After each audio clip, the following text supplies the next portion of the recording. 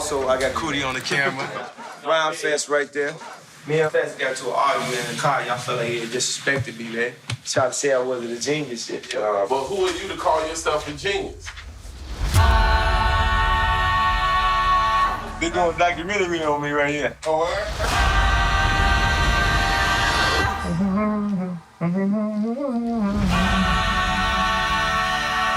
Very rarely do you encounter self-contained people. This man can do everything himself. He living it. So he's like God saying, I'm about to hand you the world.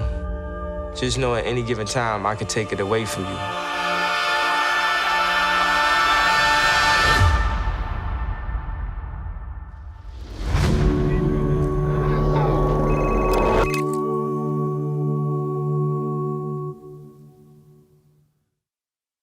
Would like to welcome you to the 5th annual Macro Lodge at Sundance. My name is Jay Ivy. So good to be here with you. We're so excited about this moment. Got my brothers in the house who we were able to do something phenomenal over the past couple years, 21 years. Yeah. But man, we're super excited to be here at Sundance. So at this time, I'd like to introduce my brothers, Cootie Simmons and Chike Oza, better known as Cootie and Chike, of the film, directing the film Genius, a Kanye trilogy. Fellas, what it do? What it do? How y'all doing? What's going on? Happy 2022, you know. Yeah. Excited and honored to be a part of this Macro Lounge. Because, you know, we come up with Charles King. You know, Charles King and Stacey Collin Jackson is our good people. So it's wonderful that we get to do this with them. So we're excited. Yeah, man. Yeah. So, man, I think the thing that jumped out a lot for folks is 21 years. 21 years. So, I mean, for this to be like a 21-year journey, like what is it? What's the feeling to know that this is happening now? Like we in it, you know, we in it. So what's the feeling for y'all right now? I mean, you know, everything happens in God's time. You know, is when at least when I started it back in Chicago, when I noticed Kanye and how talented he was, and you know, inspired by the film Hoop Dreams, I decided to put a camera and document his journey. You know, thinking it was going to be easier than what it was, because I just seen so much in him, and I just knew everybody seen that, but they actually didn't. And then you know, ups and downs throughout this 21 years of filming, and you know, it was 6 years of us not even, you know, communicating, and then we finally got back together thanks to Common. But you know, it's the journey, you know, and every step of the journey was exciting, and we was moving in faith. You know, God was moving us. So, you know, to be here now and to get this project out, you know, is this perfect timing. Yes. So I knew Cootie had all this footage. I saw the tapes, you know what I'm saying, and I saw the labels on the tapes. But he was very strategic about what he would show. I feel like other people, even me, so I only saw so much of what was actually on. You know, he used to have bags and bags of these tapes. Duffel bags. Duffel bags. It was actually the original duffel bag boys. It was actually 330 mini DVs of Kanye, but I still had maybe like 600 and something more mini DVs of other people: John Legend, Pitbull, like I said, Jay Ivy, Takitha. You know, so many people that I just found interesting and wanted to put a camera on, and Kanye just, you know, turned out. It just turned out that Kanye was the one that it was going to be the first doc that I put out. But I'm gonna do yours too, Jay Ivy. Don't worry about it. Got you. Let's get it. Yeah, you talking about 330, however many tapes. Each tape is an hour, so you talking hundreds of hours of footage, which is man. Just tell them if you could about that first meeting. I always love this story. This is one of those moments, like it wasn't captured on film, but I wish it was. So a lot for those that don't know, Time Studios, Cootie and Chike partnered up with Time Studios later later on partnered up with Netflix for this film project. And just tell them about the first meeting. Just paint the visual of the duffel bag at time. Well, they wanted to meet. I had the footage, but of course I digitized a lot of the footage, so it was on hard drives. But I said, you know what, I'm gonna bring the tapes down. So I packed up my shoe boxes and all the tapes in this duffel bag. And the president of Time seen me walk in the conference room with this bag, thinking I came from the gym. And then I said, right before the meeting, I just zipped the bag and I just dumped all the mini DVs on the table, all the way down. And they was like, yo, and then all the tape, like it'd be like Kanye at Record Plant, Kanye with Janet Jackson, Kanye with this, all of these different things. And they just was like, we in, you know. But it all started with this guy, Nick Tran, who was at the time the CMO of Hulu. And he and we had a meeting with Hulu. It was crazy. And they kind of like was nonchalant about what I was showing them. And Nick was like, you know what? I'm gonna get involved because I see what you got and I see the potential. So he put together an investment team called the Luchadors, and they gave us the first seed money to get started. And Time jumped on board, and all of us together made this special project. And we also, you know, used the same editors that we used for Stephon Marbury, a kid from Coney Island, Jason Allman and Jason Harper and Max Allman. Just jumped right out the kid from Coney Island that we did with Nina Bon Jovi and Forrest Whitaker. We jumped right into this, and it was 2 years of making it happen. It's almost like everything we've done in the past was like a rehearsal to be able to do this project. And I say that because, you know, even with you, Jay, I'd be like, this is what our third or fourth project working in this capacity. So there's a rhythm there, you know what I mean? With even Margie, who's a producer on the project, she's produced several of our projects. There's a rhythm with her. There's a rhythm with Jason and Max. Like even with Cootie and I, as far as our trajectory and understanding of story and our growth in this space, everything was primed for us collectively as a group working together to tell this story. And I think stylistically and story-wise, it's the epitome of like, I think what best represents our product is Creative Control and Cootie and Chike.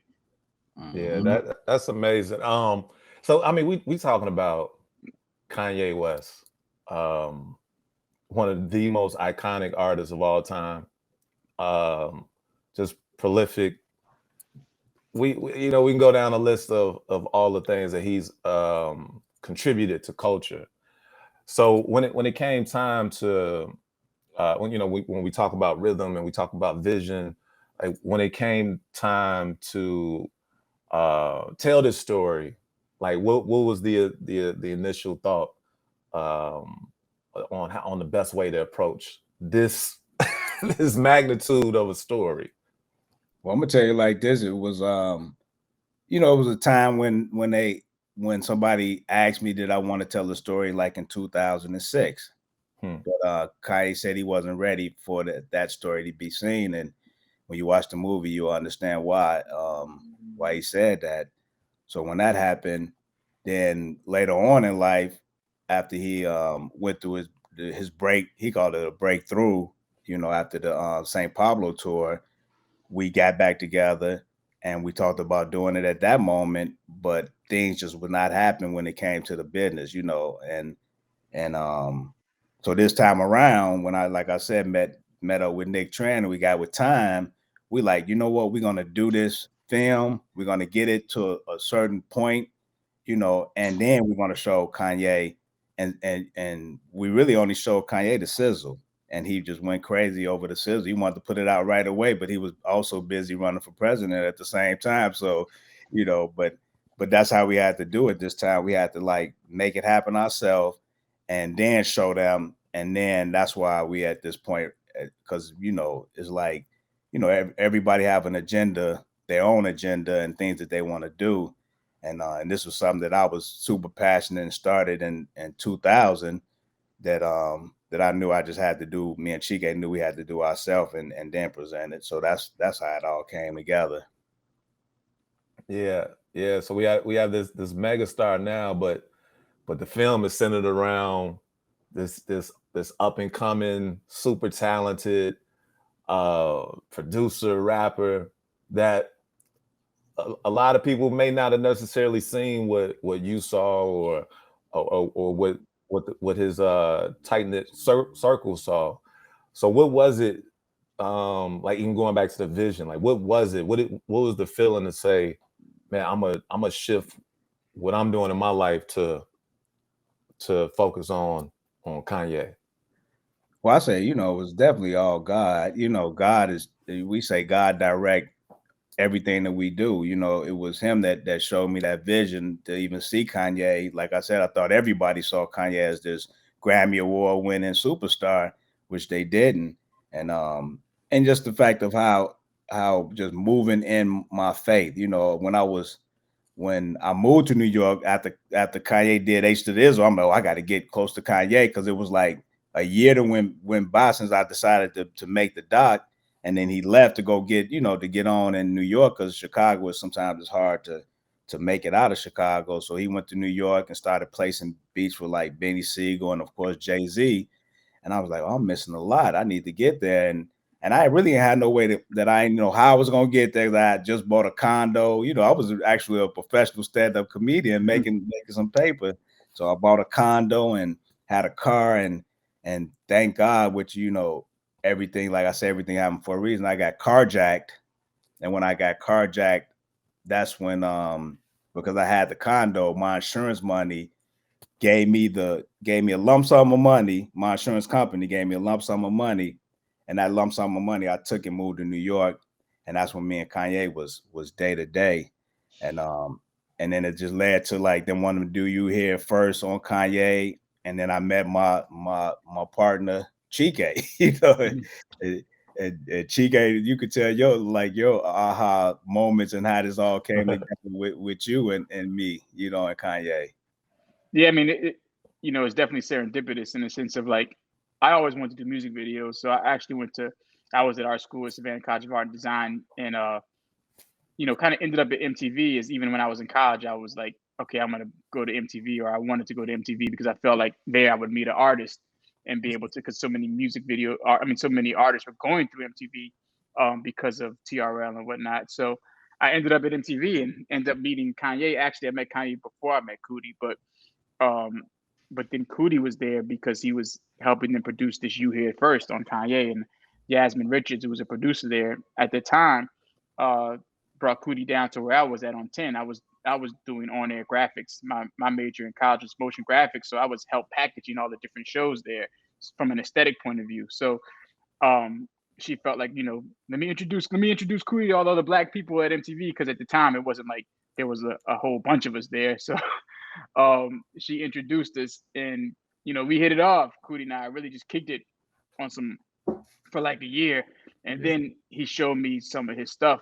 Channel Zero was what he showed me for the first time, the public access show, and I'd never seen anything like it. Like, it was so raw, but like the cinematography was dope. Like, it just had like a rawness, but like this high art aspect of it. I could see that just from my going to art school. I just saw the beauty of what the show was and what they had put together, and even the storytelling in the show. It was almost like YouTube before YouTube, which is something Coodie heard a lot. But yeah. So when I saw that, I just saw the genius at that moment in Coodie, and I was like, we started that started a conversation with us just about filmmaking in general, and where did we see ourselves in 10 years doing film and whatnot, and so that started those conversations, and we realized like all our answers were matching up together. And Coodie left because he went to LA after Kanye had that accident to be with them. And then I literally, I didn't see him for a while. Then I got a call out of nowhere. Coodie was like, man, we got an idea for this music video. We don't have any money though, but this is the idea. Of course, I knew who Kanye was from his production, and I was a fan of that. And like I said, my goal, the whole reason why I was at MTV was to do music videos. So it was no thought. Like, as soon as he said we want to do, I was like, what? Y'all want to do what? Let's go. You know what I'm saying? It was like, that was, for me, that was an opportunity. You know what I mean? So, that was the start. That was the start of the Through the Wire video was the first. Hey, Through the Wire, man. That was it was such a big splash. It was I mean, that was the introduction. Like that was the first major introduction, because at that point Kanye was known for his beats. You know, he's a super producer at that point. And what was it like after Through the Wire hit? Just talk a little bit about how things shifted, and how, especially like with the Coodie and Chike aspect, I love, because you know, you don't see a lot of directing teams. You don't see that quite often. So, you know, you both had these different styles, and to see those styles like come together and make these beautiful projects. Just talk about like what happened stylistically, creatively, once like after Through the Wire hit. I mean, well, you know, after Through the Wire hit, of course, Kanye blew up, you know, crazy. So, but I'm still documenting him. And then, you know, we did 2 Words, and then Kanye wanted to use more established directors, and so y'all know that all of this is in the movie. We talk about is in the movie, because the movie is through the perspective of my lens on the camera. So you're getting all these stories. But me and Chike started working with other, you know, directors, because he wanted to work with more established ones himself. And we, you know, did Pitbull's first video, Kulo, and, you know, went on to do Most Def. So I wouldn't say admire, but he was so he was tripping on how we was filming 2 Words, that he was like, man, y'all got to shoot a video for me. So we did a few for Most Def, and Kweli, you know, brought us on. So those guys gave us a chance, and then we went on to do Erykah Badu. But at the same time, we started doing like commercials, and we did one documentary called A Gangster with a Heart of Gold, that from this Honda commercial that we did, and that film that we did for Noonie G out of Chicago, we realized that, man, we gotta have creative control. And when we thought of that, it was like, dude, because we can't do nothing without having that creative, you know, being in charge of our creative. And that's when we started Creative Control, our production company, which we were surprised that it was open. And then we launched a website called creativecontrol.tv, because we seen them them cameras, you know, the new cameras, SLR, those DSLRs that just started coming out. Yeah. So we like, man, I told God, I said, God, if you give me one of them cameras, I'm gonna shoot everything. and Dame Dash bought us one of them cameras. I shot everything. I'm talking about so much. And then Canon wound up giving us 3 cameras after that. And then we would launch Creative Control with the website, and now started blowing up. And once that happened, thank God that, you know, things wasn't always good. You know, things go up and down with everything. But when Creative Control started, like, you know, things started getting messy, then we, you know, went our separate ways from Dame, and that's how we actually landed ESPN 30 for 30 Benji, because and Chike, you could talk from this point how we even landed the Benji, because it was amazing how God moved us in the direction of, from music videos to documentaries. Like Chike said, it was a rehearsal. Everything we did is a rehearsal to this point. But go ahead, Chike. Yeah, I mean, I just really, in summation, just say, like, you know, every project led to the next project. Every moment was a preparation for the next moment, and was a preparation for the other moment. Coodie, out of music videos, had an interest in getting more into films, feature films. But, you know, we still kind of, everything was a journey to get to feature films. So really, we got into docs as a stepping stool to get to features, because we felt docs would show that we could do more longer form work. So it was really to prove to people that, you know, we can shine in this arena as well. And so that's kind of really how we got into docs. Yeah. But it was all, like I said, all of this just primed us for this Genius project. Because this Genius project was the first time I felt like we actually had all the resources at our disposal to be able to allow our bring our vision to life in the way that we wanted to, without being stifled creatively. And it's amazing. My resources.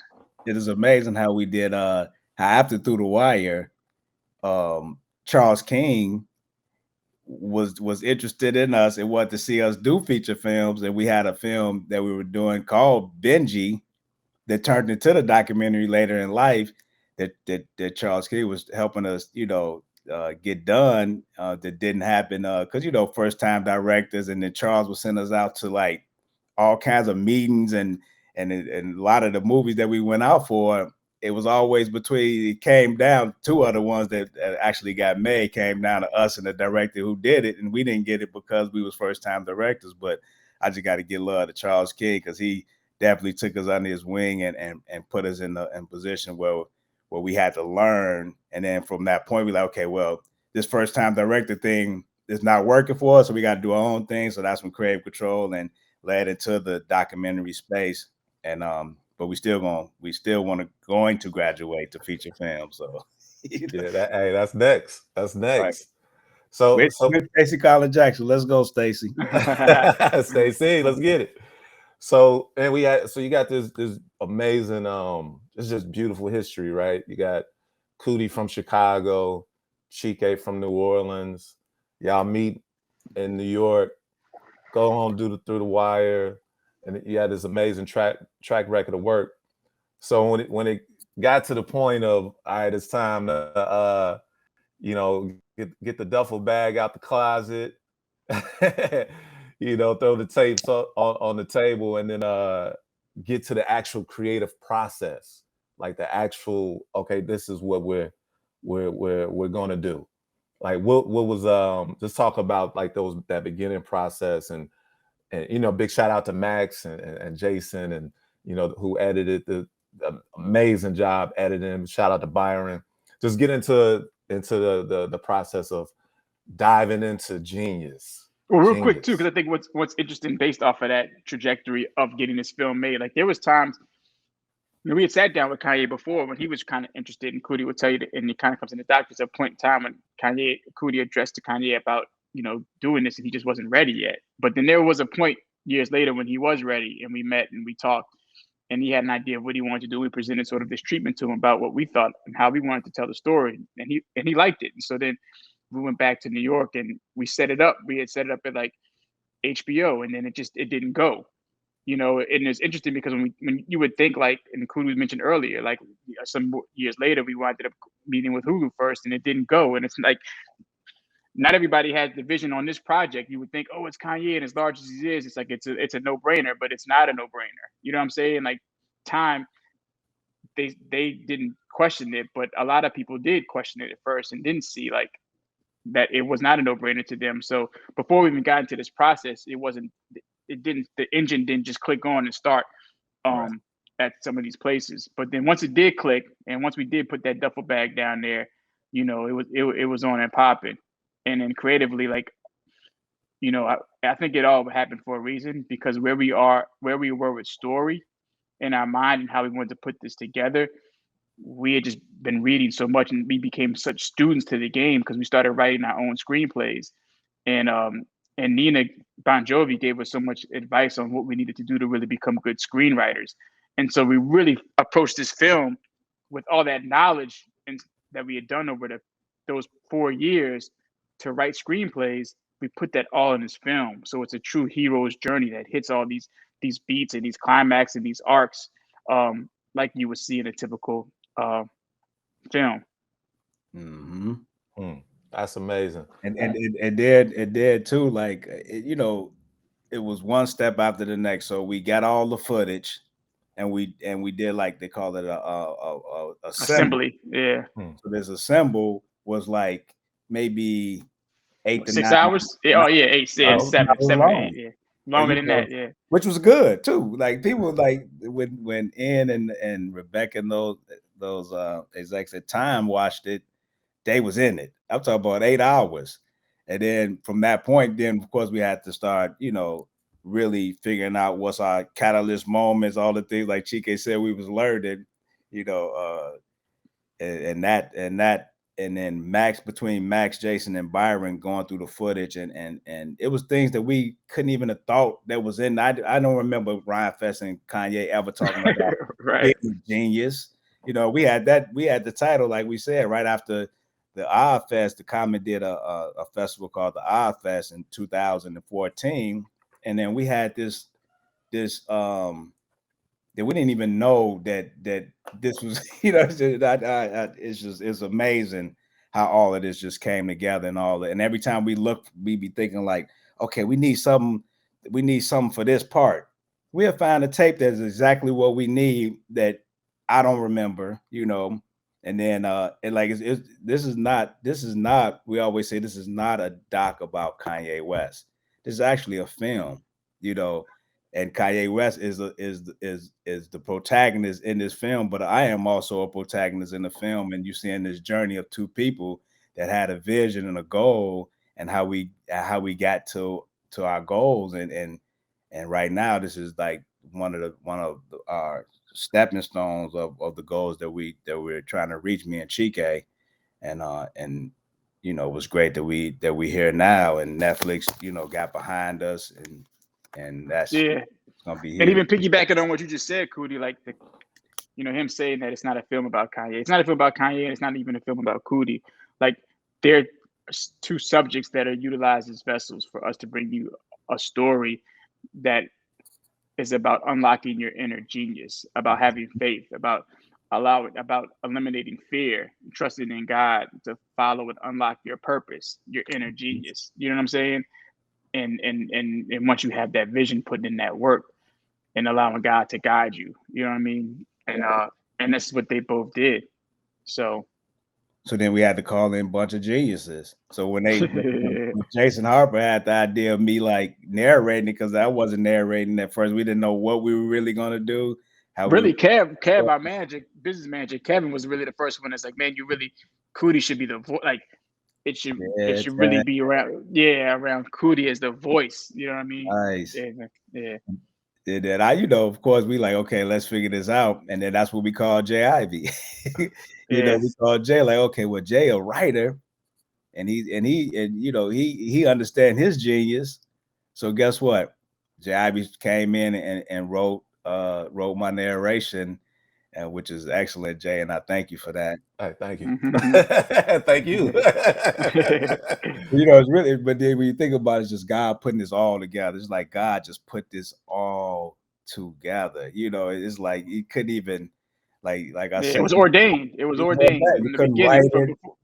Yeah, you couldn't. You know, Jesus is the director. God is the writer. You know, that's how I look at it.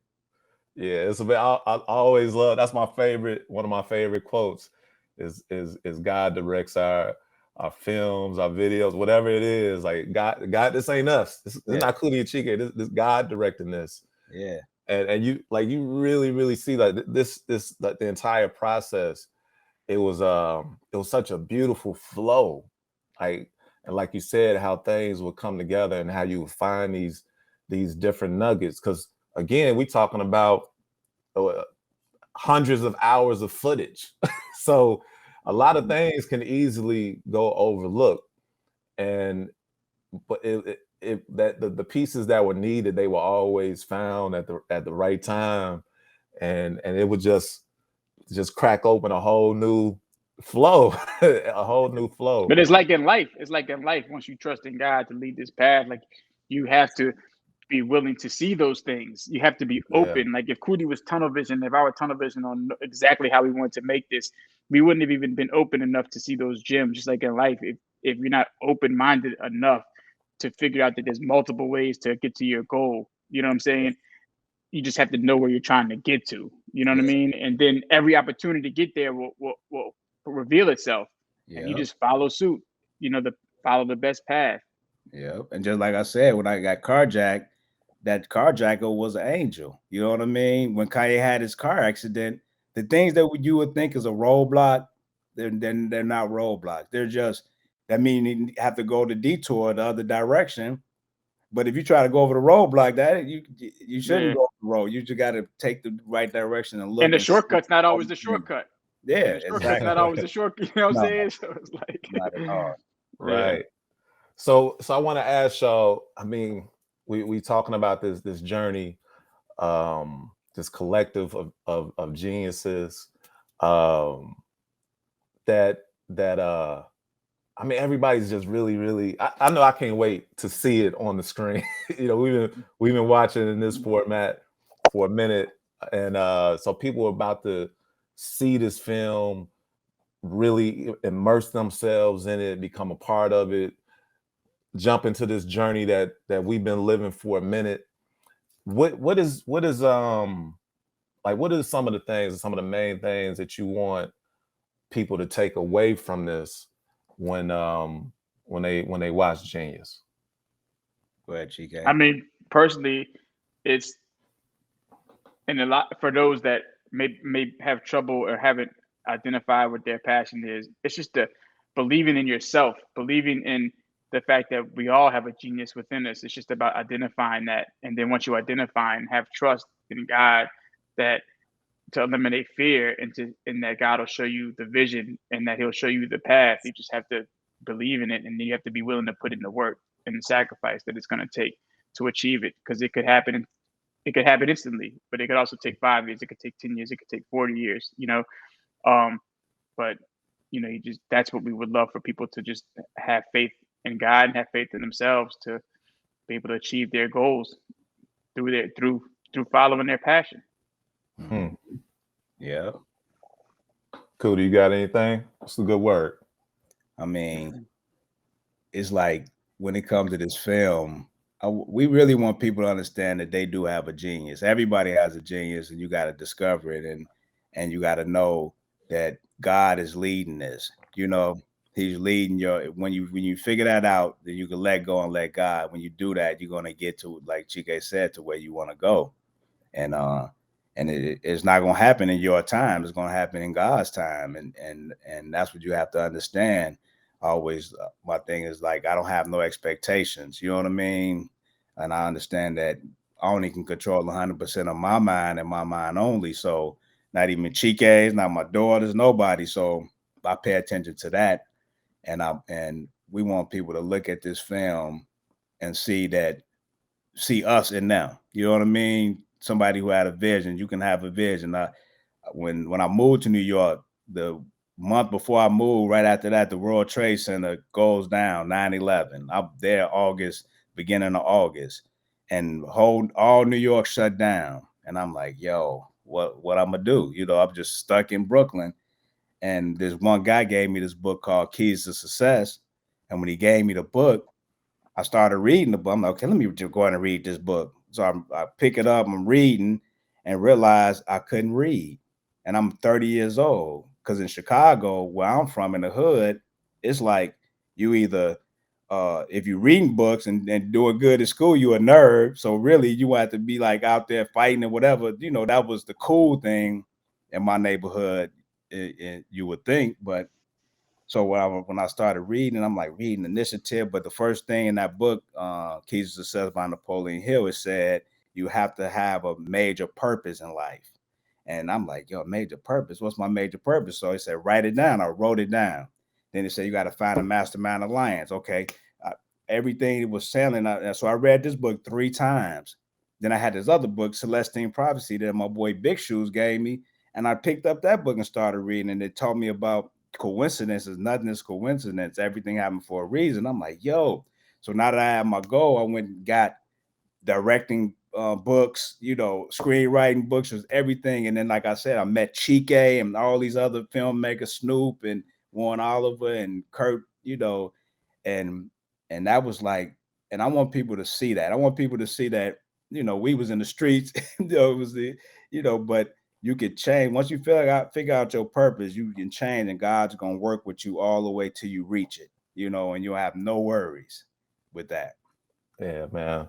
I know we've had a lot of conversations. Like we did a lot of building over this past couple years. I mean, we've always been building, but with this in particular, and one of the quotes that I remember popped in my mind was that instincts are the seeds of our purpose.